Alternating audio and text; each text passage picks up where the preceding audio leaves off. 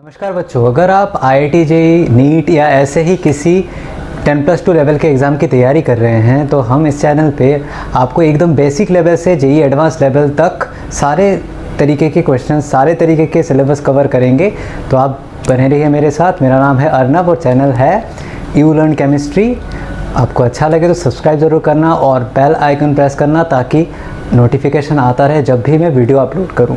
और ऐसे regularly video upload होता रहेगा, आप तो बने रहिए मेरे साथ। दोस्तों, लास्ट क्लास में हमने स्टडी किया था कि इंटरमॉलिक्यूलर फोर्स कितने टाइप के होते हैं।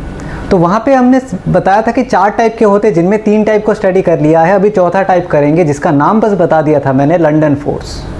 बच्चों, 3 टाइप के जो इंटरमॉलिक्यूलर फोर्स है उसको ब्रीफली एक बार बता देता हूँ। सबसे पहले का नाम था क्या? डाइपोल इंटरेक्शन था। इसमें क्या होता है, 2 पोलर मॉलिक्यूल, पोलर यानी एक तरफ डेल्टा नेगेटिव एक तरफ डेल्टा पॉजिटिव चार्ज होना चाहिए, ऐसे मॉलिक्यूल। ये जब एक साथ होते हैं तो इनमें एक अट्रैक्शन होता है और उसी अट्रैक्शन को बोला जाता है डाइपोल अट्रैक्शन। ठीक इसी तरह बच्चों, इसके अंडर ही देखा था एक और type of force of attraction होता है जब one of the dipole contains H delta positive ion. जब ऐसा जब होता है तो उस टाइप के अट्रैक्शन को हाइड्रोजन डेल्टा पॉजिटिव और बाकी जो दूसरा ज़्यादा इलेक्ट्रोनेगेटिव एलिमेंट है, इनके बीच जो हल्का सा अट्रैक्शन होता है उसको कहा जाता है हाइड्रोजन बॉन्डिंग। ये बात समझा था और ये बताया था कि बाकी डाइपोल अट्रैक्शन से या बाकी कोई भी इंटरमॉलिक्यूलर फोर्स से ये वाला ज़्यादा स्ट्रॉन्ग होता है। ठीक है, इसलिए इसको बॉन्डिंग तक नाम दे दिया गया, हालांकि एक बॉन्ड से बहुत ही वीक है। ठीक है, अब बच्चों तीसरा तरीका जो था, ये सेकंड था हाइड्रोजन बॉन्डिंग। तीसरा जो फोर्स ऑफ अट्रैक्शन था वो था dipole and induced dipole attraction या interaction. Dipole and induced dipole interaction का मतलब क्या होता है, एक डाइपोल होगा और दूसरा नॉन पोलर मॉलिक्यूल होगा जहां पे डाइपोल परमानेंटली नहीं क्रिएट होता, उस पे क्या होगा, मोमेंटरीली उस पे डाइपोल इंड्यूस किया जाएगा बाय दिस डाइपोल। जैसे कि मैं बात करूं, ये एक नॉन पोलर मॉलिक्यूल है, एकदम इलेक्ट्रॉन इक्वली डिस्ट्रीब्यूटेड है, सेंटर पे पॉजिटिव चार्ज है और इसके साथ एक मैं डाइपोल ले आया जहाँ पे ये नेगेटिव ये पॉजिटिव चार्ज है। तो इस नेगेटिव चार्ज के अट्रैक्शन से ये पॉजिटिव जो चार्जेस हैं इसके पास आ जाएंगे और नेगेटिव चार्ज दूर चले जाएंगे या इलेक्ट्रॉन जो है इसके दूर चले जाएंगे। एज ए रिजल्ट ये जो स्ट्रक्चर है ये थोड़ा सा डिस्टॉर्ट हो जाएगा। लास्ट क्लास में मैंने समझाया था, कुछ ऐसा हो जाएगा। ये डाइपोल तो है परमानेंटली, यहाँ पे लिख देता हूँ परमानेंट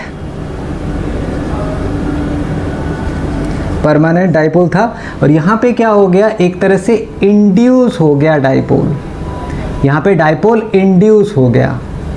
अब इस पॉजिटिव और इस नेगेटिव के बीच जो अट्रैक्शन होगा, इसी अट्रैक्शन को कहा जाता है डाइपोल इंड्यूस डाइपोल अट्रैक्शन या इंटरेक्शन।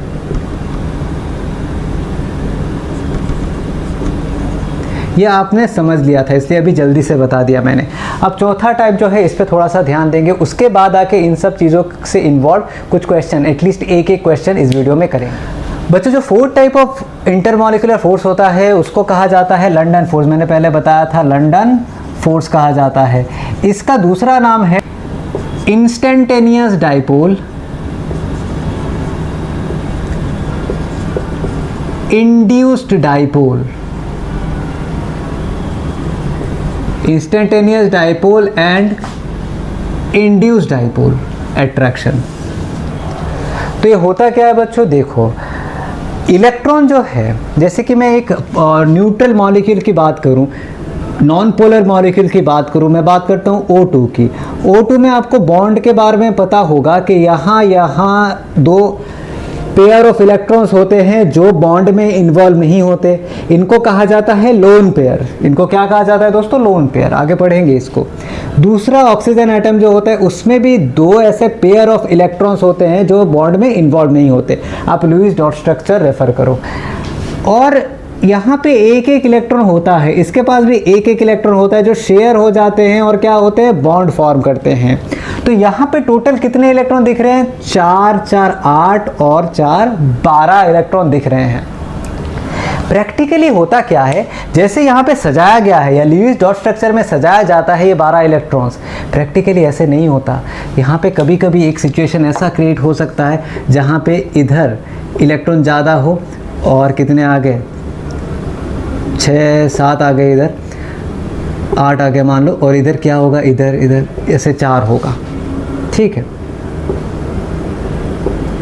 मतलब एक इलेक्ट्रॉन, एक ऑक्सीजन की तरफ किसी एक मोमेंट में एक ऑक्सीजन की तरफ ज़्यादा इलेक्ट्रॉन चले जाएंगे और एक ऑक्सीजन से इलेक्ट्रॉन हट जाएंगे, कम हो जाएंगे, किसी एक मोमेंट में ऐसा होगा, क्योंकि इलेक्ट्रॉन जो है ऐसे फिक्स्ड पोजीशन लेके बैठते नहीं है, वो मूव करते रहते हैं।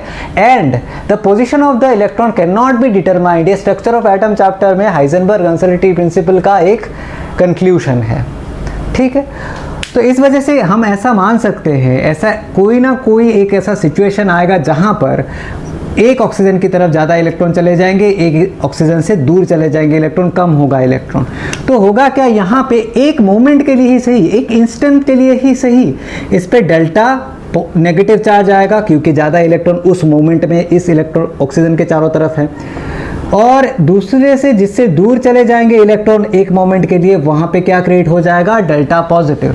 तो यहाँ पे O2 जो मॉलिक्यूल है, इस पे कोई चार्ज नहीं था, कोई डाइपोल क्रिएट नहीं हो रहा था, फिर भी एक मोमेंट में ये इंस्टेंटेनियस डाइपोल क्रिएट हुआ, एक इंस्टेंट में एक डाइपोल क्रिएट हुआ, जो अगले इंस्टेंट में शायद नहीं रहेगा, लेकिन एक इंस्टेंट में क्रिएट हुआ, इसलिए इसको कहा जाता है इंस्टेंटेनियस डाइपोल।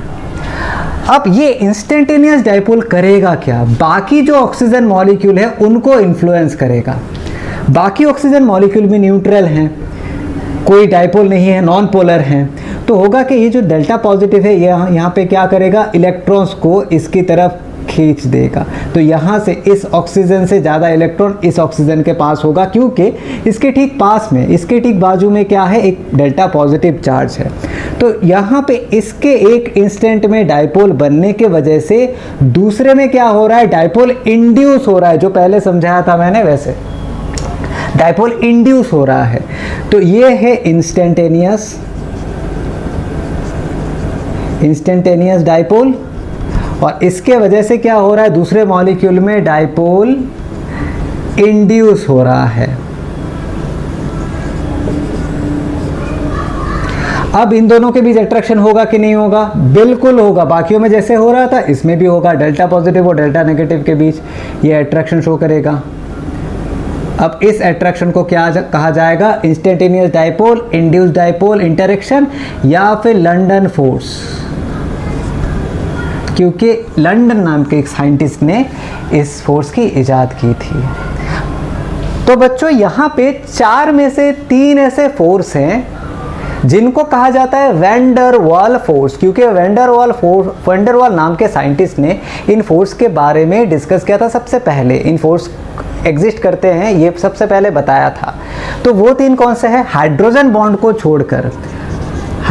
बॉन्ड को छोड़कर बाकी जो 3 हमने पढ़े हैं, all of them comes under van der Waals force. तो लंदन फोर्स भी एक तरह का वैन डर वाल फोर्स है, डाइपोल अट्रैक्शन भी एक तरह का वैन डर वाल फोर्स है, डाइपोल इंड्यूस्ड डाइपोल अट्रैक्शन भी एक तरह का वैन डर वाल फोर्स है। तो 3 तरह के van der Waals force exist करते हैं। अब खासियत क्या होती है अलग अलग में, ये समझते हैं, चलिए। तो बच्चों आप जैसा देख सकते हो 3 तरह के फोर्स को वैन डर वाल फोर्स कहा जाता है। अब इन 3 तरह के फोर्सेस में कौन कौन से मॉलिक्यूल है, किस टाइप के मॉलिक्यूल इन्वॉल्व होते हैं, वो देखना है हमको। अगर डाइपोल इंटरेक्शन है तो दोनों पोलर होने चाहिए, दोनों मॉलिक्यूल क्या होने चाहिए, पोलर होने चाहिए, यानी दोनों में यहाँ भी जो एक मॉलिक्यूल जो होगा उसमें भी डेल्टा नेगेटिव डेल्टा पॉजिटिव रहना चाहिए। दूसरा जो मॉलिक्यूल होगा, चाहे वो सेम ही मॉलिक्यूल हो या डिफरेंट मॉलिक्यूल हो, डजेंट मैटर, बट वहाँ भी क्या होना चाहिए, एक delta positive delta negative create होना चाहिए।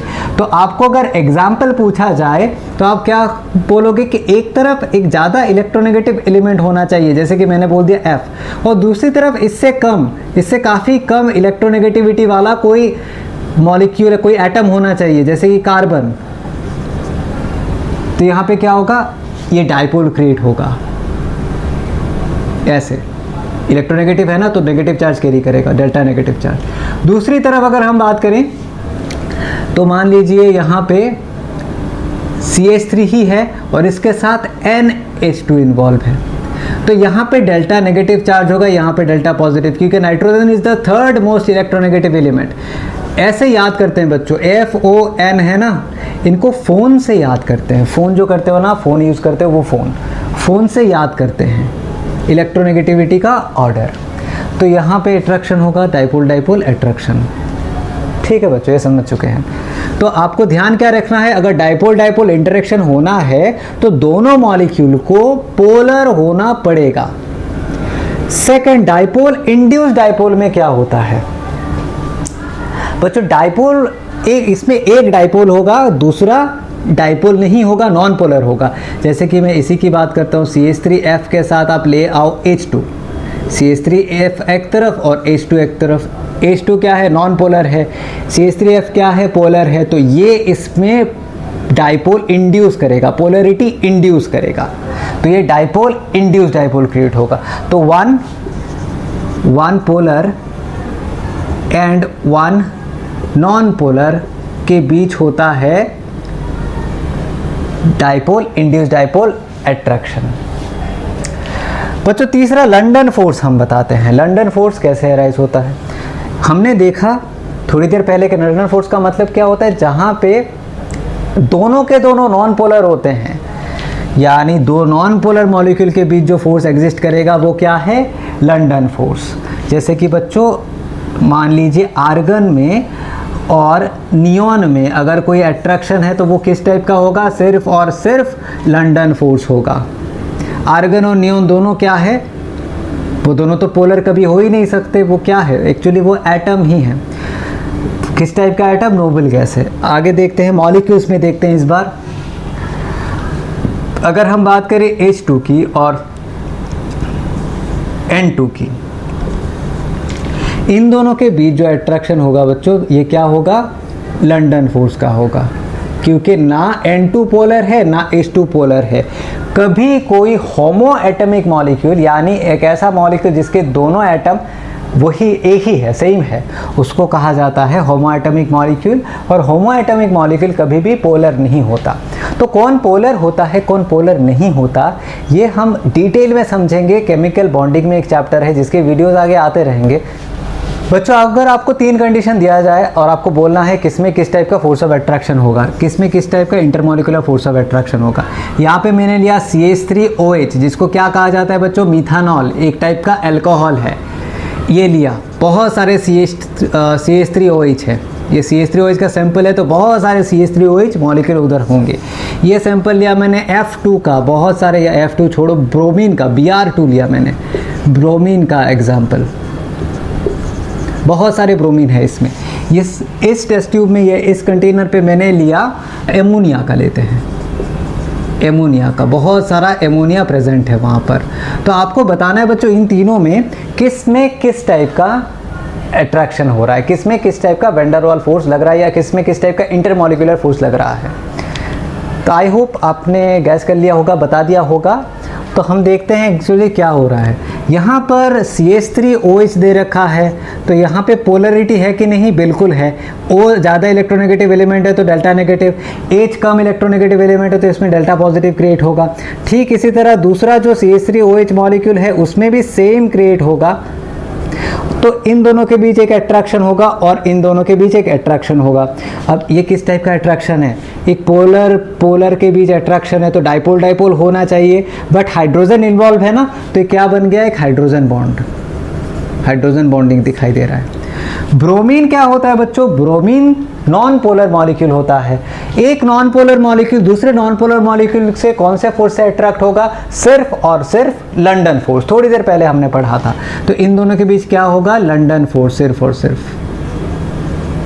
बच्चों NH3 जो है, एक NH3 दूसरे NH3 के साथ कैसा इंटरेक्शन शो करेगा, यहाँ पे देखिए NH3 का कुछ ऐसा होता है स्ट्रक्चर NH3 का। दूसरा NH3 में इधर ले आता हूँ।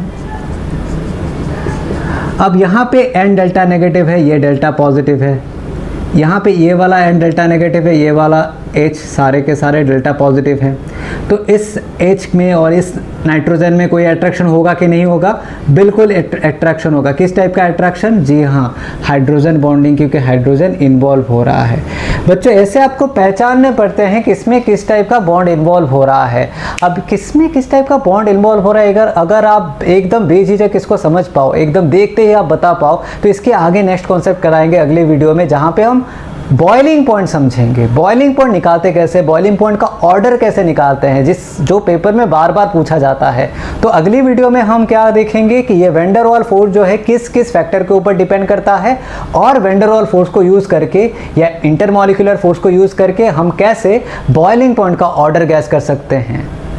तो बच्चों आई होप आपको पसंद आया होगा क्लास, तो आप ज़रूर लाइक करिए अगर पसंद आया हो। तो मिलते हैं अगली वीडियो में, वीडियो आते रहेंगे। ठीक है, नमस्ते।